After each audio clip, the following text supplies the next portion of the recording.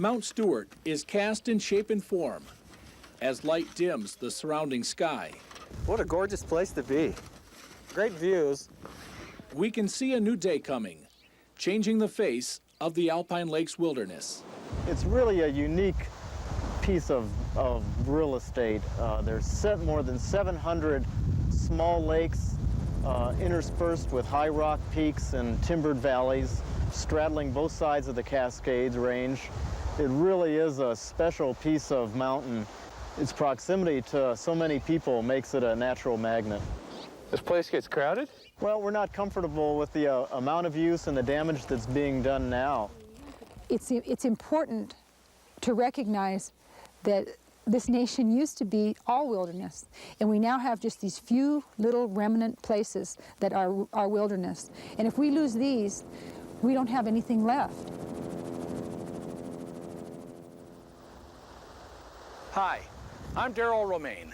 Stay with us as we experience Washington's Alpine Lakes wilderness in Where It's Wild, an Explorer Series adventure in Romeyn's domain. The Alpine Lakes wilderness lies between Stevens and Snoqualmie Pass in the Central Cascades. Its acreage is measured in hundreds of thousands. 72176, bye, Doug. Its square miles fill up nearly 1% of the state map. Are you ready, Daryl? And its mountains will leave you gasping for air. Hi. We've come to ski the wild side, dropping in on the Alpine Lakes like few people dare to. You kind of have to watch your stuff, you know, because nobody's going to bail you out if you get caught up in an avalanche being stupid. All right, guys, head it up. We're 4 miles in from Snoqualmie Pass off the Pacific Crest Trail. Couldn't have picked a much better day for this, that is for sure. Just a group of Spokane skiers out to try a little Cascade concrete. You know, it's one of the few places left, you can really just get out, and you're out here in the wilderness the way that God made it.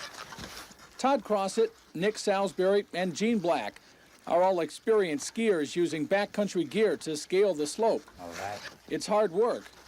That builds an appreciation for the place we venture into. One thing about this area is you just always have to be thinking, and most people around don't want to always be thinking about what they're doing and how they're doing it, and in the long run, this can be your life or your death. I'd like to see people understand that they really don't belong in this environment, and neither does their garbage. Our intention is to pack out what we packed in, leaving only tracks behind. Todd, rip it up! You know, if you're going to be here, you might as well clean up after yourself. Your mom's not here, is she? Can't catch much air out here today. This isn't for everyone, but it's a lot of fun. I like it because not too many people out here. I mean, I don't see anybody but us out here today. It's a different story in the summer months. Alpine Lakes is famous. Last time I was up here, there were a lot of people from all over. There were people here from New York, from Ohio, from Utah, from Nevada. There were some people, there was a guy from New Zealand. Yeah. Judy Frazier sees man and beast alike as a longtime backcountry ranger. Right here by the trailhead, I was kind of surprised to see it. But there are quite a few up by Ramparts. Last year when you guys went. She's used to the flood of folks heading out on their favorite field trip. And we're also going to climb Mount something. Yeah. Close to 1 million people visited the Alpine Lakes in 1991, making it one of the country's most heavily used wilderness areas. It's pretty accessible up here. We like to reach people even before they begin their trip so that they can pack in a way that they will have minimum impact on the land. More folks that want to come in. Judy and fellow rangers Tad and Amy Buford are taking us up the trail to Rampart Lakes to see what's become of a wilderness overrun. We let the guys go farther, but we're just in for relaxing, not torturing ourselves. Sound of water, it's great. We pass more than a dozen hiking parties on the way in. There's a lot of litter. There is, where? All the way along there. Along our trail. Okay. And the crowd doesn't thin much once we arrive. It's fun to camp and set up a tent and cook on a fire. We hiked in yesterday. We're just set up over here. And sure enough, we picked up our guidebook and just see which lakes were the best to go to. That kind of publicity and the crowds that follow are changing the face of the Alpine Lakes. Make an effort to stay on rock there rather than step on vegetation. This is a really pretty little area. The sad thing is that it's been very heavily impacted. See, this creates a problem because not only do you have a loss of vegetation and a loss of the visual aspect of things, but you also have the potential for soil erosion into the lake and water pollution. It seems as if nature is succumbing to the pressure of people. Holy cow. An illegal campfire here, trampled ground there, and neon tents everywhere, compromising wilderness values in a land supposedly untouched by man. Every little bit hurts, and it's really important that everybody who comes out here does their absolute best to minimize their impact and to leave no trace. Ooh, a piece of orange bubble gum. We want people to be able to go out into the wilderness and feel like it's wild, feel like they're on their own, feel like there's a little bit of danger there, feel like they have to make decisions without somebody holding their hand, feel like they might be the only person that's ever been there before. So the Forest Service is faced with a challenge. What should be done to put the wild back in wilderness? We have to think about our children and our children's children and their children. In some cases up here, I feel like we really are in a numbers game, and so we need to find ways of cutting down on the number of people that are up here. Permits are one of the options that we're considering. That's not a totally new idea for the Alpine Lakes. A permit system controlling use has been in place in the enchantment area of this vast wilderness for a few years now. We'll go there next to see how the concept is working. Freedom is a real part of the wilderness experience. How do you tell somebody they can't come to this lake, that it's overused, but could you please go to a different lake? I mean, it's really hard to do. This is incredibly sad, Daryl. Somebody picked these flowers and just dropped them here, and every one of those flowers will not produce a seed source, and it won't be a thing of beauty for the next person that comes along. We're losing the wildflowers that we all treasure. We're losing the views. We're losing the water purity. We have a lot of problems, and they're not isolated, and they're not minor. They're widespread, and they are significant.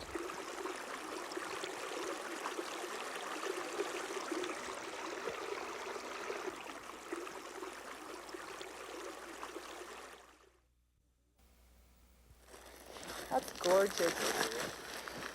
What a fun thing to do to have dinner up here. Yeah, it's time to head back. So we bid farewell to our dinner guest, put on our packs, and head for a deep sleep in this land of enchantment. Good night, Annapurna.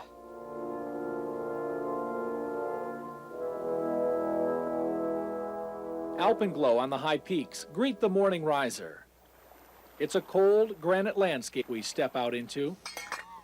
After breakfast, our group of 4 becomes 3, as Jake Lodato has an appointment to keep back in town. I hate to leave. The trails leading in and out of the enchantments are well worn. People were overrunning the place until 4 years ago, when the Forest Service began a permit system to control use. In 1964, there was only like 500 users per year in the enchantments. In 1978, there was like 50,000. So I can remember coming in and just, hard time finding a camp spot, toilet paper spread everywhere, campsites filled, tents everywhere you look. And, it wasn't an isolation experience by any means. Greg Shannon's been coming to experience fall in the enchantments for 15 years, long before his work brought him here to oversee the high country. That's what makes the basin kind of unique. That's compacted with one little lake and this little bench and then another lake and another bench. There's about 8 major lakes with, numbers of little tarns and little ponds. People just love to wander around up and down the drainages, and, the waterfalls and the little ponds are just a real attraction to people. Don't they smell good? They do. They smell so good.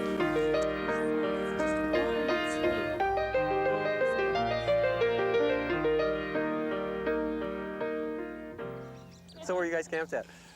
We're camped by Leprechaun. On the peninsula? It's easy to see why the enchantments exert a pull on people. It's a little harder to get a permit to be here. They figure they cut the use down by 2/3 with the permit system. I think it's a great idea. It was nice to not see things ripped up and kind of try to pick out the campsites because they weren't all that obvious other than a flat spot for a tent, but it didn't look real used.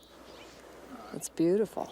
The permit system starts in Leavenworth, in the Leavenworth Ranger District, March 1st, and that's when we receive applications for admittance to the permit area from June 15th to October 15th of every year. And so if you were a hiker that wanted to come into the enchantments the first weekend of July, you would fill out an application or stop by the office and say, these are the dates that I want to go, and then you would pay $1 per day per person to make that advance reservation. 75% of the permits are by advance reservation, if that's the case. And then the other 25% are kind of a first-come lottery system. Every morning, the Ranger District has kind of a drawing in the morning if there's people that want to come into the enchantments. So you're guaranteed to not run into too many people. 20 people a day can hike in, with a maximum of 60 campers in the core area at any one time. Like it or not, the permit system is giving the land and its creatures a break from the crowd. And I think I've seen the goat population increase, and I've seen the ptarmigan population increase, and some of the social trails are healing. It's a healing experience just to be here. It's Golden Week, that time in early fall when the larch turn color. So we asked Greg, wife Kathy, and their friend Kathy Lodato to show us around.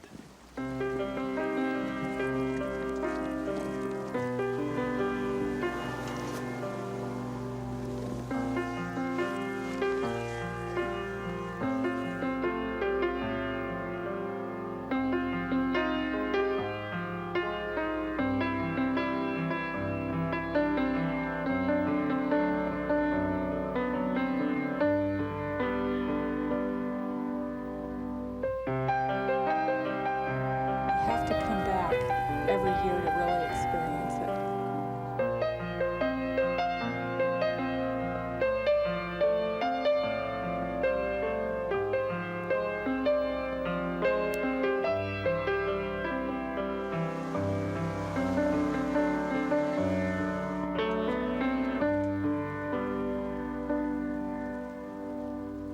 To keep the enchantments as pristine as possible, the Forest Service has put in primitive toilets and closed the area to campfires.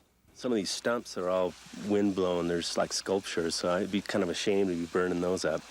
Now, the question is whether regulations and permits that control the crowds here are needed or necessary in lesser-known areas of the wilderness, where overuse itself is a new idea. As wilderness managers, you don't want to keep running from hotspot to hotspot. You want to deal with a problem before it appears on the ground. So the Forest Service is developing a list of 10 options for controlling use in the entire Alpine Lakes wilderness. We'll travel down to the lowlands to find out what they are. Boy, the weather's looking great. I'm Bob Stair. I work with the Forest Service at the Leavenworth Ranger District, and I'm the team leader for the analysis that's looking at ways to reduce recreational impacts on the Alpine Lakes wilderness. We really feel that education alone won't be adequate to deal with the problem. This past field season, we had close to 1 million visits to the Alpine Lakes wilderness. You could equate that to about 20 Bloomsday runs every year going into an area which by definition is supposed to be an area of the earth and its community which is untrammeled by man. When you look at this problem, you can basically do two things. You can accept the existing numbers and try to reduce each person's impact on the wilderness, just having more and more restrictions all the time. For example, no campfires or no camping in certain areas, or not allowing dogs in the wilderness. All those kind of restrictions would be ways to reduce folks' impacts once they're there. Now, the other main thing we can do is just try to reduce the number of visits to the wilderness as a way to reduce impacts. And the different ways we can reduce the visits is through one, providing other recreational opportunities outside the wilderness for folks to go to. A second way we could do that would be to actually make it more difficult to access the wilderness, perhaps move some of the trailheads back to make it a more difficult hike into the wilderness. And a third way to reduce numbers is through a permit system. One would just require a permit for overnight and day users in the entire wilderness, and we'd block the wilderness into zones and would let so many folks into a specific zone every day. Then once they were in, they'd be free to go wherever they want and stay as long as they want. Some of the other permit options we're looking at would be ones that designate a specific campsite that you would be permitted to go to each day, and that would require you to plan your trip night by night, and you would be assigned certain campsites to be in. Another permit alternative would just have permits required in our very most heavily used areas, and the rest of the wilderness would not have permits on them. And then I think our last permit alternative is one where we would just permit the overnight use. When we went to the public, as we started this process, many folks told us that they wanted to maintain their spontaneity as far as getting into the wilderness, and then once there, they wanted to maintain their freedom. So I guess the trade-off is if we allow increased numbers, the only way to reduce the impacts is basically to increase the restrictions. If we're able to reduce the numbers in one way or another that enter, then we're able not to have so many restrictions applied. Any way you look at it, there are changes ahead for the way we use the Alpine Lakes wilderness. And it's only a matter of time before what happens here happens in other popular recreation areas. If you look at the way that the whole state is growing, not just Puget Sound, but also the Spokane area, I think you're right, is that it is a tip of the iceberg.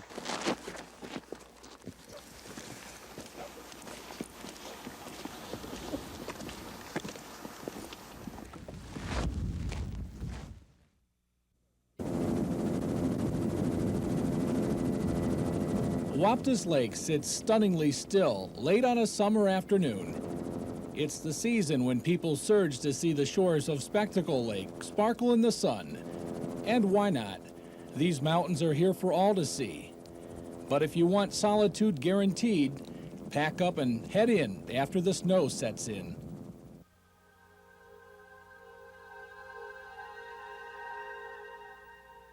This peaceful picture from Peat Lake is nothing but a put-on. We soon find the forest steams with the thought that someone might come to know its late season side. So we must pass beneath the high priest of peaks, cross the Cascade Current, and slog through the snow. Only then will we reach our high campsite on Escondido Ridge. Come on. It's gonna be dark by the time we get there. It's a great spot, though, up here.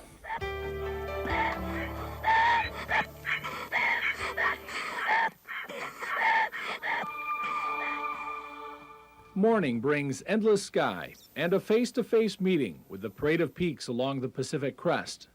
They're all here: Lima, the Overcoat, Chimney Rock, with Summit Chief rising to the north. And if the mountains aren't massive enough, the finest of crystal detail gleams in icy suspension. Well, I better get going over to Summit Chief if we're gonna make it today. Hey, girl. Come on, little boy. The donkeys need some encouragement to plow through the hardpack up here. We're in too deep to turn back now. One of the beauties of Escondido Ridge are its subalpine openings. You can wander at will, as long as time and energy allow. A lot of clouds streaming on in.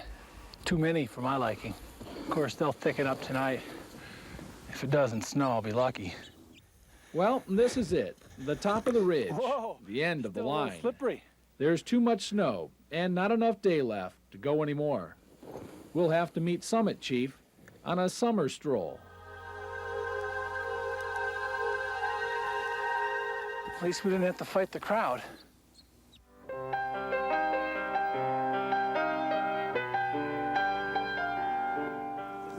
kxly expedition for supper on top of Little Annapurna. I'm pumping up my stove to have dinner on the top of Little Annapurna.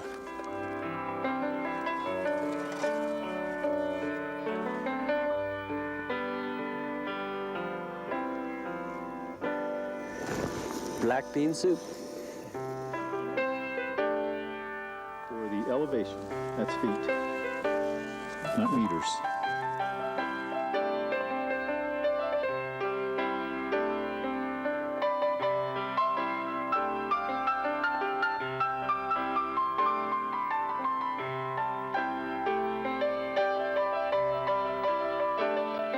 Yeah, this will be good for the evening news.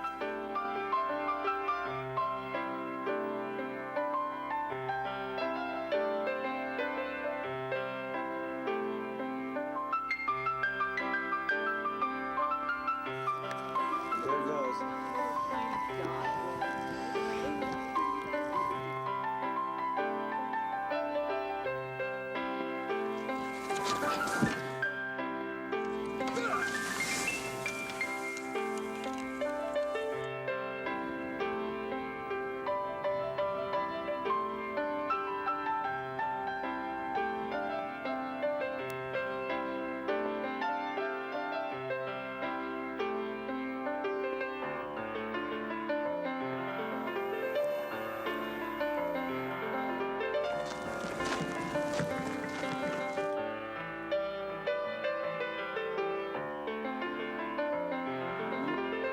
Well, a month ago, as I said, it was just totally green. I was here a month ago.